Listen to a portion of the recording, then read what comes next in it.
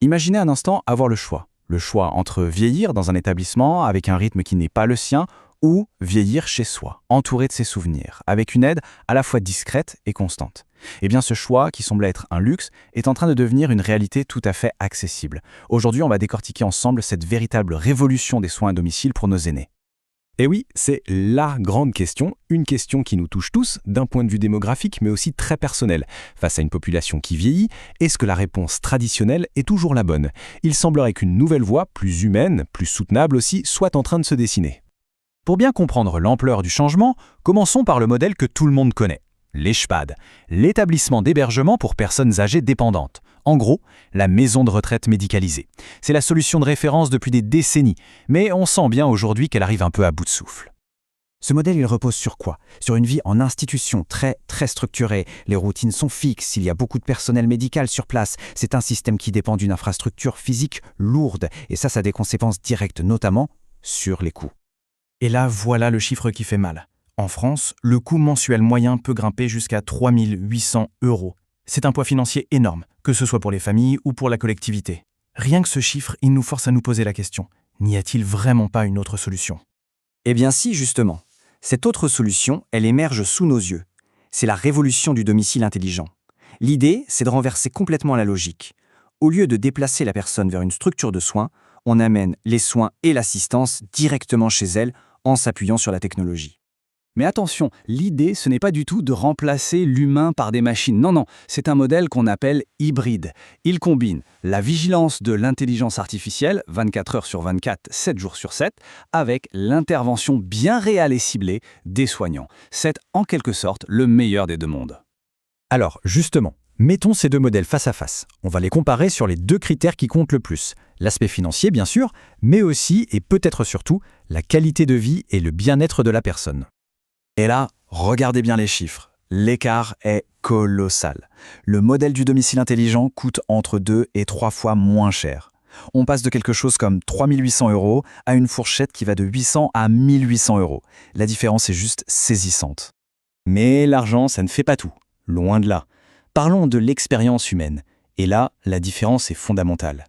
D'un côté, on a le déracinement, un rythme imposé. De l'autre, on a la possibilité de rester chez soi, de garder ses habitudes, de choisir ses interactions. Bref, de préserver son autonomie. Et cette préservation de l'autonomie, ce n'est pas juste une impression, c'est mesurable. Les études gérontologiques le prouvent. Le simple fait de rester dans son environnement familier, ça peut retarder la perte d'autonomie de 3 à 7 ans. C'est un gain absolument gigantesque en termes de qualité de vie. Alors, on peut se demander, pourquoi est-ce que cette révolution arrive maintenant? Qu'est-ce qui a changé? La réponse, elle est simple et elle tient en 2 lettres. IA. L'intelligence artificielle a atteint un niveau de maturité qui rend ce nouveau modèle non seulement possible, mais aussi économiquement accessible. Et on n'est pas en train de parler d'un futur lointain, on est précisément à ce point de bascule. Les sources indiquent que d'ici 2025-2027 au plus tard, les technologies clés seront devenues fiables et abordables. Ce n'est plus la science-fiction, c'est pour demain. Concrètement, de quoi on parle? D'abord, il y a le côté logiciel, l'intelligence. Des IA capables de tenir une vraie conversation, de se souvenir, d'offrir une présence rassurante via des avatars. Tout ça pour une chose essentielle, briser la solitude. Et puis il y a le côté matériel, la sécurité. Des capteurs qui détectent les chutes sans aucune caméra, donc en respectant totalement l'intimité. Les données sont traitées sur place, pas envoyées dans le cloud, ce qui garantit la confidentialité. Et surtout, c'est une analyse qui anticipe les problèmes avant même qu'ils n'arrivent. En fait, toute la philosophie de ce modèle est parfaitement résumée par cette phrase.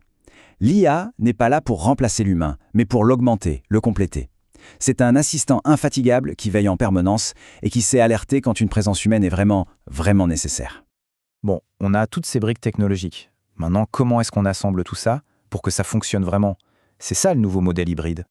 Le système, en fait, il repose sur 4 piliers qui travaillent main dans la main. Il y a l'IA, qui assure la veille permanente et la sécurité émotionnelle. Les aidants professionnels, eux, ils interviennent pour des tâches bien précises. La famille peut superviser à distance et communiquer plus facilement. Et au milieu, une plateforme numérique qui orchestre et coordonne tout ce petit monde. On arrive à la conclusion de cette analyse.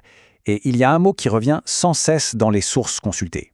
Ce mot, ce n'est pas possible ou souhaitable. Non, le mot, c'est inévitable. Les forces en jeu sont telles qu'elles poussent toutes dans la même direction. Si on fait le bilan, le verdict est sans appel. Que ce soit sur le coût, la qualité de vie, l'autonomie ou même la capacité à être déployé à grande échelle, le modèle du domicile intelligent assisté par IA semble structurellement supérieur au modèle EHPD traditionnel. Et ce n'est même plus une question de choix en fait. La pression démographique, le manque de personnel soignant, tout ça est tellement fort que des pays comme la France, l'Allemagne ou le Japon n'auront pas d'autre option que de basculer vers ce modèle. Et l'échéance est très courte, on parle des 2 à 5 prochaines années. Donc voilà, la technologie est là. Les avantages économiques et humains semblent évidents. La question n'est donc plus de savoir si cette révolution va avoir lieu, mais plutôt comment on va l'accompagner. En tant que société, sommes-nous prêts à changer aussi profondément notre regard sur la vieillesse ? C'est la question qui reste ouverte.